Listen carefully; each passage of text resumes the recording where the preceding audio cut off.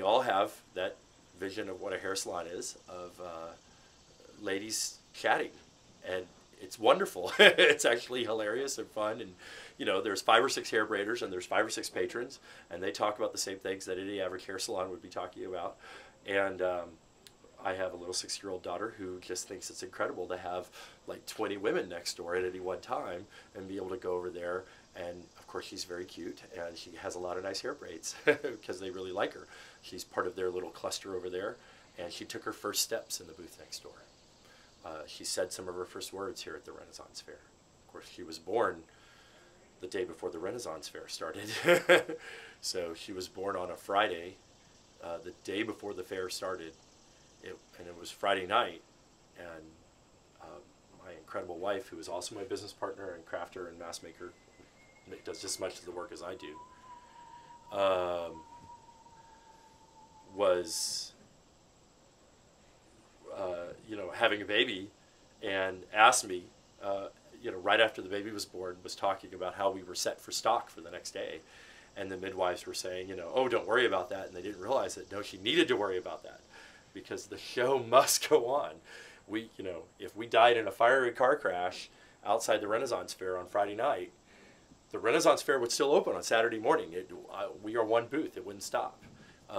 So I could call the fair up and say, oh, could you put it off for another week? We just had a baby. We need another week. We couldn't do that. So we came to the fair the next day. Well, at least I did. She stayed home with the baby. And so our daughter was, part of the fair scene.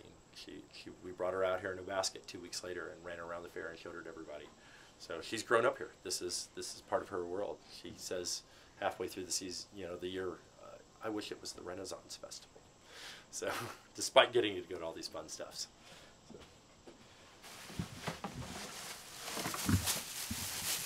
I don't know if we're going to be able to fit everything. I'm going to have to, I've been talking to you guys and I didn't actually put everything up right. So I'm going to have to redo it all. It all has to come down and I have to put it back up now because I have to focus. I have to take it all down and spread it all out and put it up one piece at a time. So I've put everything up, but you haven't actually seen how it properly goes up. Well, it's sort of more the act of you actually doing it, sort of set up. Well, I've just realized that I haven't even put up the Great Green Men and all the rest of the stuff. That guy has to come down. We redid the whole booth actually quite a bit last year. We just installed all these gallery systems. Behind the cloth here is grid wire over a wooden framework, in between the studs, and then the cloth goes over it, and then the drapery pins hang everything up, so there's a wire back there stabilizing it. Beforehand, there used to be wooden walls because the booth has gone through 4 owners.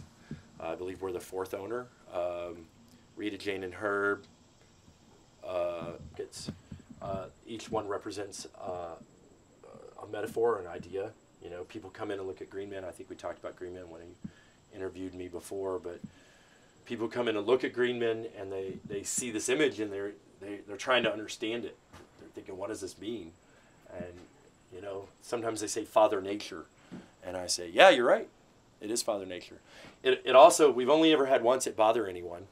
There is actually a phobia of masks. There is a phobia of masks. There's a phobia for everything, I guess. I believe mask phobias relate to clown phobias.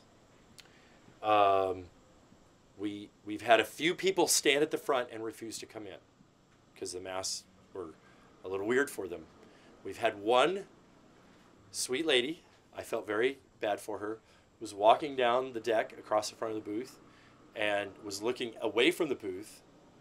In that overstimulation that the Ren Fair is, she was looking away. She turned to her right. She looked into the booth, saw the wall of masks, literally screamed and ran for the pub. And I don't mean like, eek. I mean, she screamed like bloody murder.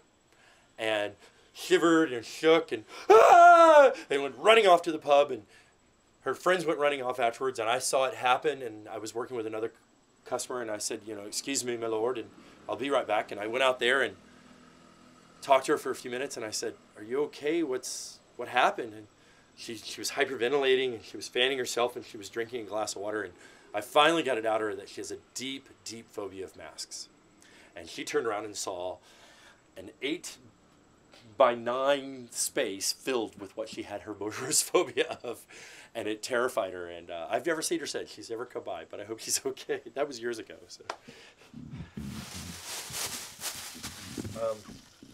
So I guess actually since my wife's here, maybe I can have her help me out, and we could hang. And you can say it just like that. Okay. Okay. So I'm sorry, what were you just telling Tom? Oh, I was just saying that a lot of time I'll be sitting in the booth and I'll have a customer come up and say, can I see the mask maker? And they're talking about my husband, but actually I'm the one that makes a whole lot of the masks. And so I say, yes, you're looking at her. Because I have, because I talk a lot, because I have a big personality, I come across as the one that everyone talks to. But if it wasn't for her, it wouldn't get done.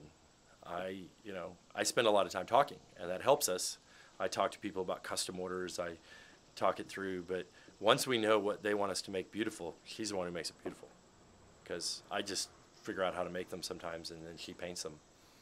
And so she is as much the mask maker or more so than I am. So. It's teamwork. He does the talking. I make sure it happens. We do it together, really. We do a lot of the mask making together, but I definitely run the studio. Yep. Do your kids do anything for the masks? Oh, not for the masks, but well, our daughter, she can do a couple of things. Oh, right. She does put ties on. We use ties on our masks to tie them to the heads, and she puts the ties in. And when we also sell masks to galleries, so when we're doing masks for galleries, then she'll go ahead and put the tags on. And sometimes our son will do some of the painting on the masks. But my daughter's only 6, so she's too little, but I have a feeling as she gets older, she'll be doing a lot more. Come here, Elwin. Come here, sweet pea. We were just talking about you. Did you hear that? See, there's the camera. Say hello. Hi. Did you just get a doll? Yep. It's Ella. Ella? Yep. And what did you get the doll for? Well, it was from... For your birthday? Yeah? Yeah. Was that from Mimi? No. From Grandma? No. Oh, from one of the family. But we were just telling them that you help out with the masks. Yeah, do you help with the masks? Yeah. Can you tell the camera what you help with the masks? I help put some of the ties in the mask. Uh-huh. Do you help sell them sometimes? Yeah. Do you take them down for kids? Yeah. For the kids your age? Yeah. Do you have fun doing that? Yeah. Yeah. What's your favorite part about the masks? I don't really know Mm-hmm. very much. You like you wearing like wearing them? Yeah. Yeah. Yeah. You like pretending? Yeah. Going to festivals and pretending? Yeah. What do you pretend you are when you put a mask on? Well, I don't know what the mask is. And when I put on a certain one, I pretend I'm a princess. Yeah. Don't you pretend you're a kitty cat at home? Don't you have a kitty cat Yeah. mask? Yeah. You like to pretend you're a kitty cat, and you like to pretend you're a fairy. Yeah. We have a lot of fun with fairy masks. Masks are commonplace to her. She has grown up her whole life with them. We were talking about mask phobias. We didn't want her to have a mask phobia. We were very concerned about it because what happens is from my research, and I was concerned. I was sort of, how do mask phobias develop? And some kids are very afraid of masks and clowns. So we looked into it, and it's from people having a traumatic experience. Someone startle them while they're wearing a mask. It's instinctive. Adults put on a mask, and they look at a kid, and they go, boo! And immediately the kid, oh, okay, there you go. So when she was born, literally we put masks over her crib so that she would grow up with these things being very commonplace. So it's all very commonplace to her. None of this is odd or different or anything like that. Excellent. So I have actually one, not even a question really as an interview question, but just more of a, do you all have a workshop in the back? Do you all make some of your masks here? Not here. No, we have an office space in the back. And you're welcome to take a shot of that if we have it straightened up. What I was actually going to ask you is if maybe... No, you did not. Let's get him to sign in.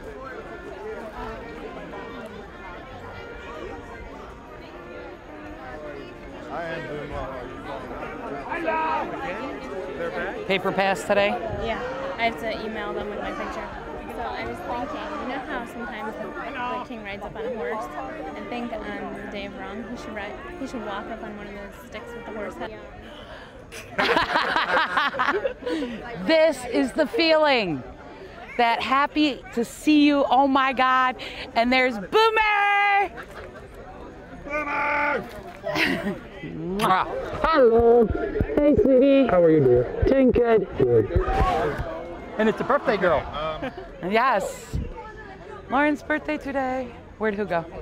Okay, who all is involved in this thing? The girl in the green shirt. Green shirt. I didn't do it. I'm innocent. I'm Ow! to prove it. For my green paper ticket, do I have to go inside with all the regular people? Yeah. Excited she got to Not a go. bad time to break. It's still a couple hours away. She's getting to that age. God, I had to, actually buy her a pass.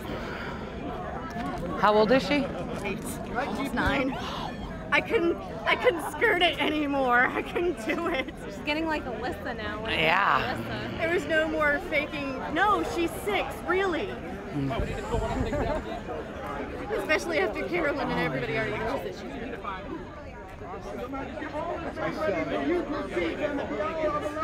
How old are you, dear?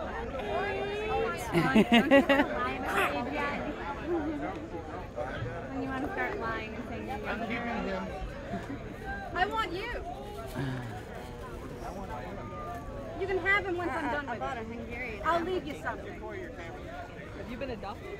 Oh, no, I'm keeping What just happened? Yeah, we formed our own ship. Yeah, have you gotten that on film yet? Where is the big one? Right up here. All right. Get to where you can get it. I want to see your face during the big one.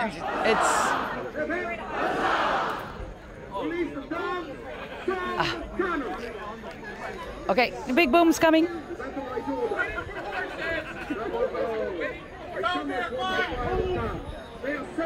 Ah! I only get to cover one ear. Let's pick the one closer too.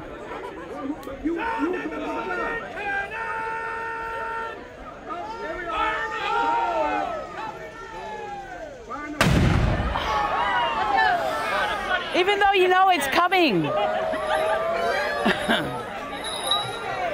Even though you know it's coming, it still gets you each time. Oh. We're knocking you down. Hi, sweetheart. I think so too. I wouldn't be a winch if I didn't do that, would I? Right. I'm off to help Mary. Mickey! Hello, hello. Hello. Doing good. Good. Hello, dear. You're wired. Yeah, just a little.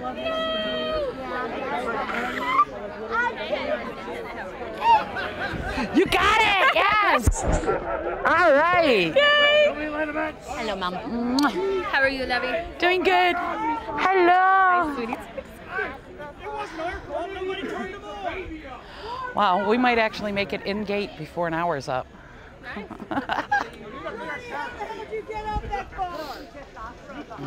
Who'd you bribe? Bribe for what? Bribe to get up high. Oh. It's because he had the boom boom. Had the boom boom? He had to boom boom. Oh, these poor girls at this gate.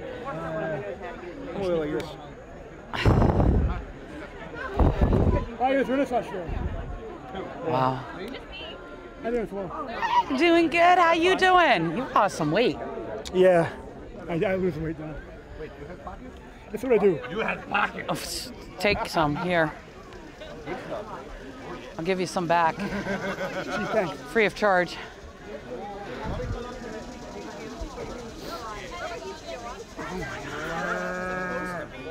Oh, hi, dear. Doing good. How you doing? Perfect, and you? Where's the woman? I'm looking forward too. She's gonna. We're making the sounds moving in through the appropriate gate.